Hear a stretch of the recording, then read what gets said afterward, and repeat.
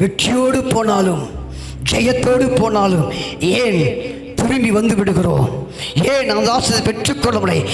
ஏதோ உனக்கும் தேவனுக்கும் சரியான சூழ்நிலை இல்லாதபடி ஏதோ ஒரு தவறு நிமித்தமாய் இன்றைக்கு பின் முதுகு காட்டிக்கொண்டு இருக்கிறோம். ஆண்டவங்களோடு கூட பேசுகிறார். ஒருவன் செய்கிற தவறு அநேகருடைய ஆசீர்வாதத்துக்கு தடையாய் போய்விடும்.